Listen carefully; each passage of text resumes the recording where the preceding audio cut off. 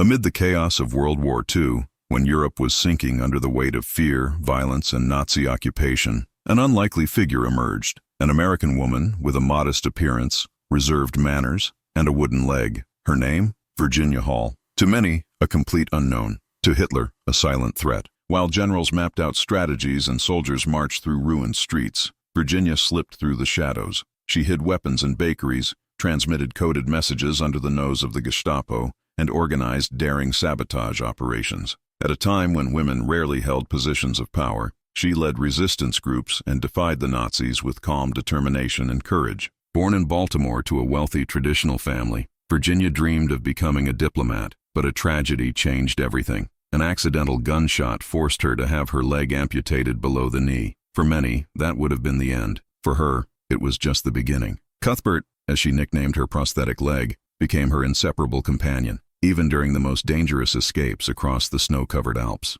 Rejected by the U.S. diplomatic service because of her disability, she didn't give up. She found a new opportunity in the United Kingdom. The SOE, Britain's Special Operations Executive, needed agents in occupied France, people with courage, initiative, and nerves of steel. Virginia didn't hesitate. She was trained, sent into the field, and quickly stood out as one of the most effective secret agents. Disguised as a journalist, she crossed into France in 1941. That's where her mission began, to build a resistance network, train fighters, establish escape routes for prisoners, and send crucial intelligence to the Allies. Always evading death, always under threat of torture. She knew that if captured, there would be no mercy, but she kept going. The Gestapo became obsessed with her. They called her the Limping Lady and put a high price on her head. In an epic escape, she crossed the Pyrenees on foot, with her prosthetic leg and almost no supplies in the dead of winter. She survived and came back. In disguise once more, she infiltrated the French countryside to help the Allies prepare for D-Day. Despite her strategic importance, Virginia Hall remained unknown to the general public for decades. She never sought fame or recognition. Her work was driven by a deep sense of purpose and patriotism, and perhaps because she was a woman, and a woman with a disability, many preferred to forget her story. But now, finally, she returns to the center of the narrative. In this series, we will uncover the surprising details of Virginia Hall's life, a woman once considered unimportant, who became one of the greatest spies in history. Get ready to discover a true story more incredible than any fiction. In 1940, Europe was gripped by terror. Nazi Germany was advancing rapidly, occupying country after country. France, one of the major military powers of the time, fell in just 6 weeks. The country was divided. In the north, direct control by Hitler. In the south, the collaborationist Vichy regime. The population lived under constant surveillance, and resistance was punished with imprisonment, torture, or death. The Gestapo, the Nazi secret police, spread a network of informants and agents to crush any attempt at rebellion.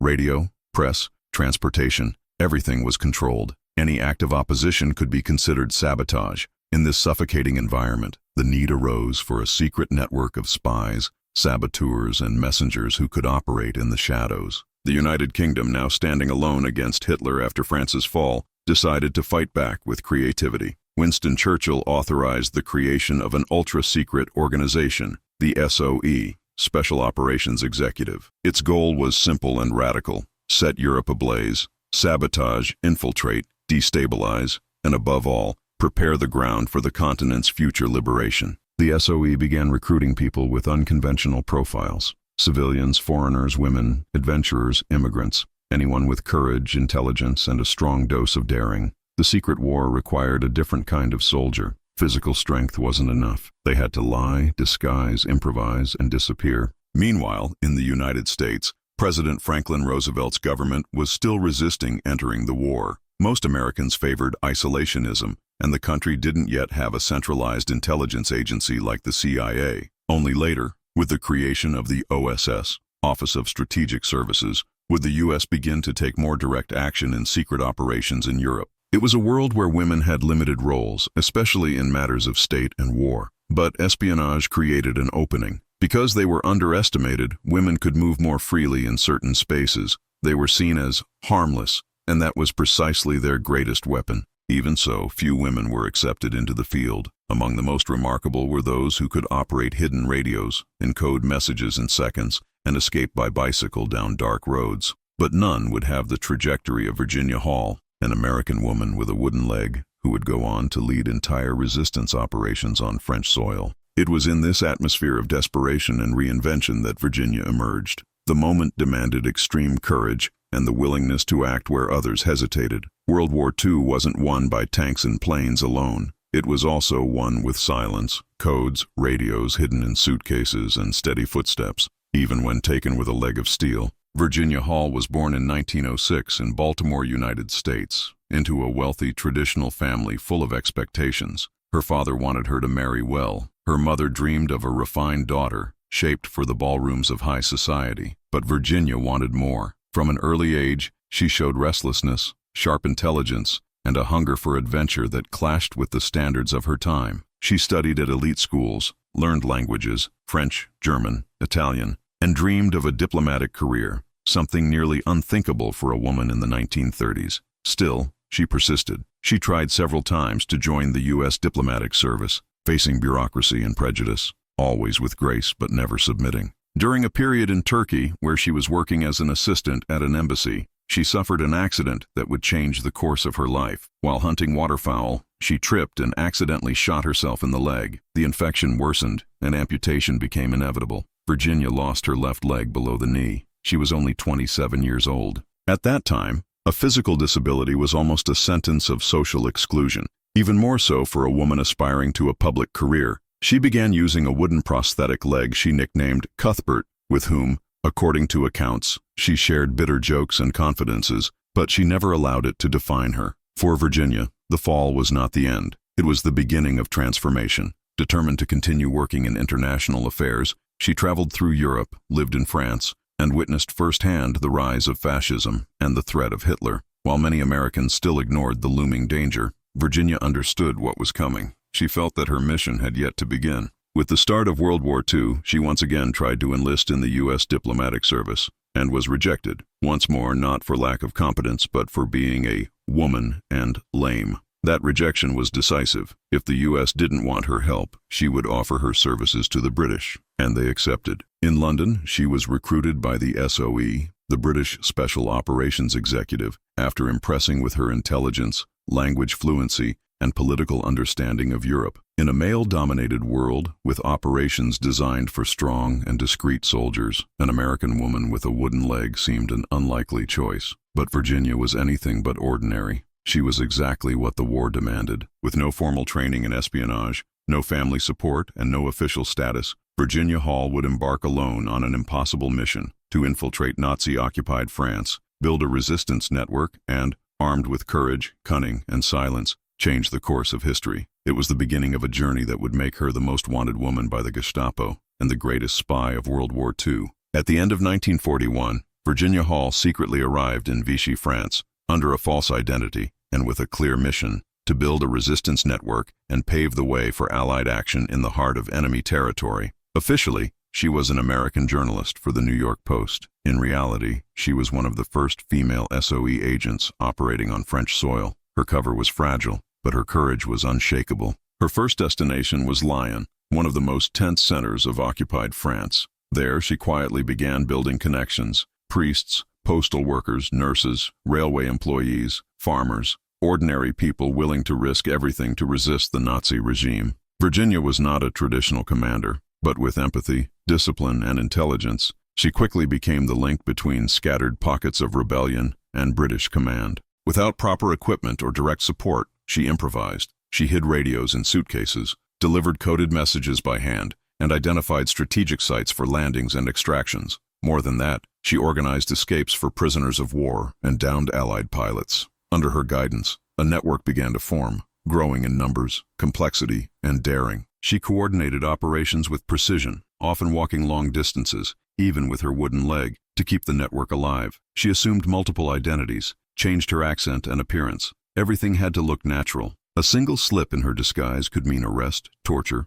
or death. But she pressed on, undaunted. Virginia's bravery went beyond physical action. She knew she was being watched, yet she kept working. When other agents were captured, she took responsibility for reorganizing the groups and ensuring no secrets were compromised. She was a lone woman, with no formal protection, facing a regime of terror with ingenuity and nerves of steel. The British began to see Virginia as a vital asset. She was one of the few agents operating independently, without constant oversight from London. Her network, codenamed Heckler, would become one of the most effective resistance cells in southern France. She didn't just report to the Allies. She actively prepared the ground for the liberation of Europe. Over the months, the Gestapo began to notice a recurring figure in their reports. A mysterious foreign woman who, limping discreetly, left behind traces of sabotage, escapes, and uprisings. The Nazis didn't know her name, but they already considered her a serious threat. A wanted poster was issued. She was described only as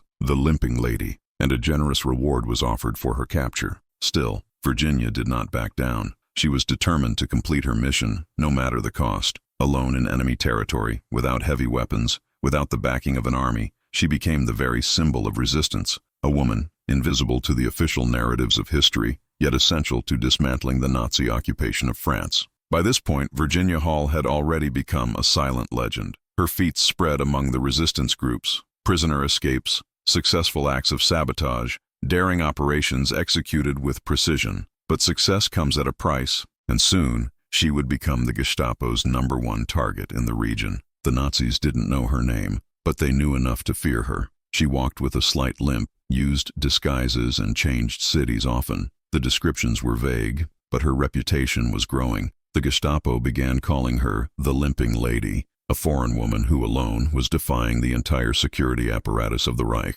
German agents infiltrated her network and began causing serious damage. Several of her contacts were arrested, tortured, or killed. Even as the noose tightened, Virginia remained calm. She moved hideouts quickly, burned sensitive documents, and reorganized her operations like a seasoned strategist. But she knew time was running out. The city of Lyon, once relatively safe for her activities, became unsustainable. With each new Gestapo raid, the pressure mounted. The radio she used to send coded messages was nearly captured. Her hideouts were being mapped. A traitor close to her threatened to expose everything. Virginia then made the hardest decision of her life, to flee. But it wouldn't be an ordinary escape. To get out of France, she would have to cross the Pyrenees, the icy mountains between France and Spain, in the middle of winter, with her wooden leg, Cuthbert, and without any trained guide. It was a brutal journey even for experienced mountaineers. Through cutting cold, snow up to her knees, and scarce supplies, she walked for days through the mountains. She endured pain, hunger, and exhaustion without ever giving up. In one of the most extreme moments of the journey, she sent a message to SOE headquarters. "I have trouble with Cuthbert." London's reply was as dry as her courage. "If Cuthbert is giving you trouble, eliminate him." Against all odds, Virginia reached Spain, only to be arrested for illegal entry. No one there knew they were holding one of the Third Reich's greatest enemies. After weeks of diplomatic pressure, she was released and returned to London. She could have retired. She could have been honored. But she chose to return to the war. What for many would have been a heroic ending, for Virginia was merely an intermission. The Gestapo's manhunt, the mountain escape, and the constant pain from her prosthetic leg didn't intimidate her. On the contrary, they strengthened her resolve. She still had work to do, and the Nazis had yet to see the worst of her. After her epic escape from France and a brief return to London, Virginia Hall was far from finished with her fight against Nazism. With the United States now in the war and the creation of the OSS, Office of Strategic Services, the precursor to the future CIA, she saw a new opportunity to combine her experience with the emerging strength of American intelligence. Virginia was one of the first women to be admitted into the OSS, but, as always, she received no formal recognition or authority equal to her talent. Still, she was unmatched. She knew the terrain, spoke the languages, had valuable contacts, and, above all, she knew how to survive. Her next mission would take her back to occupied France, this time with a new identity, a new appearance, and a new objective: to pave the way for liberation. Disguised as an elderly peasant woman with gray-dyed hair, false teeth, and simple clothes, she returned to France in 1944, just before the Allied landings in Normandy. The disguise was so convincing that even members of the resistance initially doubted who she was. The Gestapo, still hunting for her, would never have imagined that the American spy had returned and was more active than ever. This time, Virginia operated in the mountains of central France, organizing sabotage cells, coordinating attacks on railroads, bridges, and German communications. She trained men in guerrilla tactics, distributed weapons, and established safe zones for future Allied operations. Once again, she was the mastermind behind one of the most effective resistance networks. Her experience with the SOE proved vital. While less experienced agents made fatal mistakes, she moved with confidence. She selected strategic locations, kept radios constantly on the move to avoid detection, and oversaw sabotage missions with surgical precision. Before long, her new network was seen as a key asset in the preparation for D-Day. German forces began to notice the growing destabilization in the regions under their control. Convoys exploded, messages vanished, and train tracks became traps. The Gestapo started hearing new rumors of a mysterious woman, an American witch, who was orchestrating everything from the mountains. Virginia, as always, remained invisible, but her presence was felt in every act of resistance. Even under threat of direct attack, she never abandoned her base. She lived for weeks in the forests, sleeping in the open, enduring cold, mud, and the dangers of war, all with her wooden leg, which was already showing signs of wear. But giving up was never an option. She knew that France's freedom depended on actions like hers. Just before the Allies' final push, her network managed to drive German troops out of small towns, without the help of foreign soldiers, relying only on local fighters she had trained. It was a historic achievement. Virginia Hall had once again changed the course of the war, without glory, without visible medals, but with a deep and lasting impact. With the end of World War II, while crowds celebrated liberation and generals basked in the glory of victory, Virginia Hall quietly returned to the United States. No parades, no headlines. She had been one of the key figures in the French resistance, one of the most effective spies of the conflict, but her name was nowhere to be found on the official lists of heroes. The reason for this silence was twofold. First, Virginia's work had been secret, often with no formal records in order to protect the security of operations. Second, and more troubling, she was a woman, and the post-war world still wasn't ready to recognize women as protagonists in fields like espionage, military strategy, or leadership. Still, she didn't stop. With the creation of the CIA, Virginia was recruited as one of the first women to work in the new American intelligence agency. She served for over 15 years, always in complex and strategic roles, though once again she faced barriers within the institutional structure, where men with far less experience were promoted above her. Her colleagues often ignored her past. Many didn't even know about her prosthetic leg, or how much she had done for Europe's freedom. She was discreet, reserved, almost invisible in the corridors of bureaucracy, but she remained dedicated, faithful to her vow to fight totalitarianism, with silence, intelligence, and resolve. France, on the other hand, never forgot. The French government awarded her the Croix de Guerre, one of the nation's highest military honors. She was also recognized by the SOE and by members of the resistance who knew that without her, many lives would have been lost, and many cities might have remained under Nazi control for far longer.